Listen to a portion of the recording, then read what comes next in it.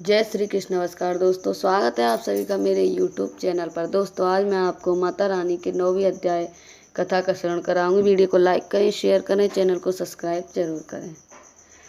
राजा ने ऋषि मेधा से कहा, हे ऋषि विराज, अपने रक्त बीज के वध से संबंध रखने वाला वृत्तांत मुझे सुनाए। अब मैं रक्त बीज के मरने से पश्चात क्रोध में भरे हुए सुम्भ व निशुम्भ ने जो कर्म किया वह सुनना चाहता हूँ। महर्षि मेधा ने कहा, रक्त बीज के मारे जाने पर शुम्भ और निशुम्भ को बड़ा क्रोध आया और अपनी बहुत बड़ी सेना का इस प्रकार सर्वनाश होते देखकर निशुम्भ देवी और आक्रमण करने के लिए दौड़ा। उसके साथ बहुत से बड़े बड़े असुर देवी को मारने के वास्ते दौड़े और महापराक्रमी शुम्भ और अपनी सेना सहित चंडिका को मारने के लिए बढ़ा। फिर शुम्भ और निशुम्भ का देवी से घोर युद्ध होने लगा और वह दोनों असुर इस प्रकार देवी पर बाण फेंकने लगे जैसे मेघों से वर्षा हो रही है। उन दोनों के चलाए हुए बाणों को देवी ने अपने बाणों से काट डाला और अपने शास्त्रों की वर्षा से उन दोनों दैत्यों को चोट पहुंचाई। निशुम्भ ने 3 खेड़ तलवार और चमकती हुई ढाल देकर देवी पर आक्रमण किया। तब देवी ने अपने त्रिरूप नामक बाण से निशुम्भ को तलवार व ढाल दोनों को ही काट डाला।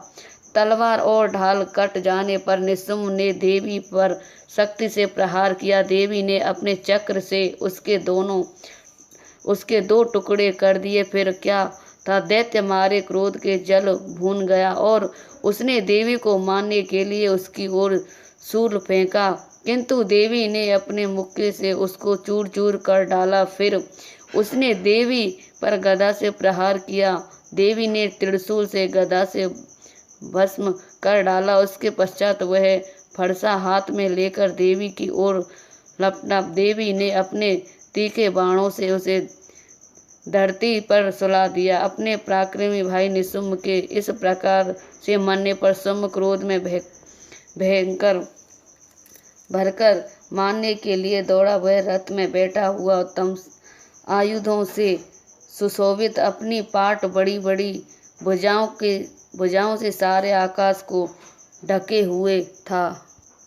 शुम्भ का आते हुए देखकर देवी ने अपना शंख बजाया और धनुष की टंकोर का भी अत्यंत दुस्साहस शब्द किया। साथ ही अपने घंटे शब्द से, जो कि संपूर्ण दैत्य सेना के तेज को नष्ट करने वाला था, संपूर्ण दिशाओं को व्याप्त कर दिया। इसके पश्चात देवी ने सिंह ने भी अपनी दहाड़ से उसे सुन पड़े बलवानों को मद चूर चूर हो जाता। आकाश, पृथ्वी और 10 दिशाओं में पूर्जित कर दिया। फिर आकाश में उछलकर काली ने अपने दांतों तथा हाथों को पृथ्वी पर पटका। उसके ऐसा करने से ऐसा शब्द हुआ जिससे कि उससे पहले के सारे शब्द शांत हो गए। इसके पश्चात शिवदूती ने असुरों के लिए भय उत्पन्न करने वाला हास किया, जिससे सुनकर सब दैत्य थर्रा उठे और शुम्भ को बड़ा क्रोध हुआ। और फिर अंबिका ने उसे, अरे दुष्ट, खड़ा रहे। कहा तो आकाश से सभी देवता जय हो बोल उठे। शुम्भ ने वहां आकर ज्वालाओं से युक्त एक अत्यंत भयंकर शक्ति छोड़ी, जिससे आते देखकर देवी ने अपनी मोहल्का नामक शक्ति से काट डाला। हे राजन, फिर शुम्भ ने सिंहनाद से तीनों लोक व्यक्त हो गए और उनकी प्रतिध्वनि से ऐसा घोर युद्ध शब्द हुआ जिससे पहले के सब शब्दों को जीत लिया। शुम्भ के छोड़े बाणों से देवी ने और देवी के छोड़े बाणों को शुम्भ ने अपने बाणों से काटकर सैकड़ों और हजारों टुकड़े में परिवर्तित कर दिया। उसके पश्चात जब चंडिका ने क्रोध में बढ़ शुम्भ को त्रिशूल से मारा तो वह मूर्छित होकर पृथ्वी पर गिर पड़ा।